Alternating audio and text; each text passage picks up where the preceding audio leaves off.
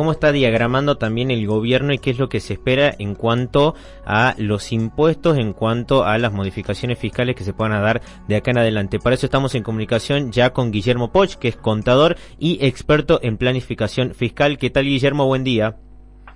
Buen día, ¿cómo va? ¿Todo bien? Muy bien, Guillermo. Bueno, primero le agradecemos mucho por su tiempo en esta mañana. Y bueno, en todo esto de que se quiere llegar a lograr lo que es este déficit fiscal cero, en este sentido se está tratando de ver por dónde se ingresa o por dónde puede recaudar más el gobierno para lograr llegar a eso. ¿Qué es lo que se está hablando por estas horas?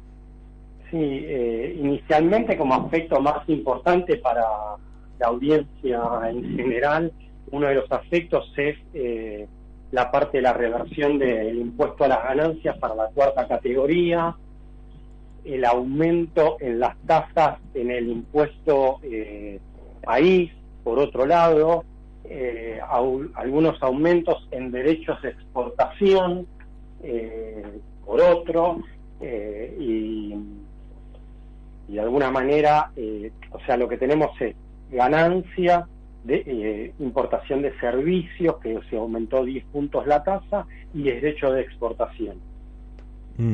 En ese sentido, ¿cuál sería el punto, recién hablabas para que la gente tenga en cuenta, cuál sería el punto que iría más hacia la población o cuál es el que le importaría más en relación a lo que es la parte impositiva?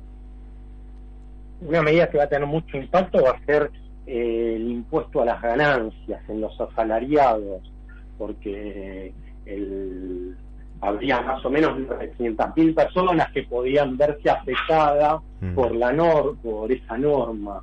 Entonces, en cantidad, así de manera importante, vendría por el lado del empleo en relación de dependencia para las personas físicas.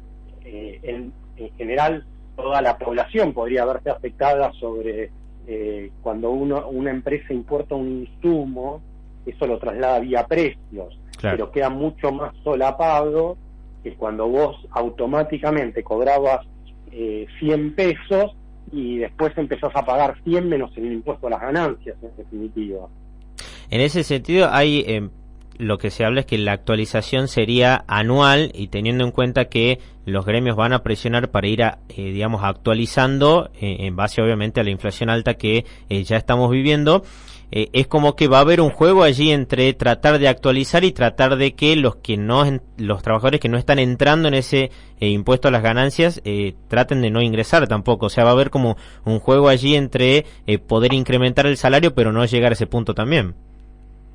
Sí, siempre es una cuestión de una negociación entre los que sería, por así decirlo, la parte de los empleados y la parte del Estado, porque estamos hablando de un impuesto. Y en esas relaciones se inciden sindicatos, personas, gobernadores, porque también los gobernadores están viendo que sus cajas se les redujeron considerablemente. Entonces, desde ese lugar, son los mismos gobernadores los que también presionan y dicen necesitamos plata para pagar sueldos, aguinaldo. Claro. Entonces hay varios actores, no es solo el gobierno nacional, sino también son los gobiernos provinciales los que levantan la mano y dicen, o sea, como que hay mucha gente discutiendo sobre esta cuestión. Hoy en día, o por lo menos lo que se va a plantear también en la reunión que van a tener hoy los gobernadores con Javier Milei, es que lo que se coparticipe sea el impuesto al cheque. ¿De dónde sale este impuesto y qué posibilidad hay también de eso? Bueno, cuando se habla de la coparticipación en materia de impuesto al cheque, se va a tocar que el ANSES, en definitiva, porque tenía una asignación, un decreto de Macri de asignación directa a la ANSES. Entonces ahí aparece el problema que después son los jubilados los que en definitiva absorben ese costo. Como que siempre estás tocando a alguien. Es una escasez de recursos lo que uno está administrando. Entonces, desde esa perspectiva, aparece esa cuestión de que si alguien resulta estando incómodo.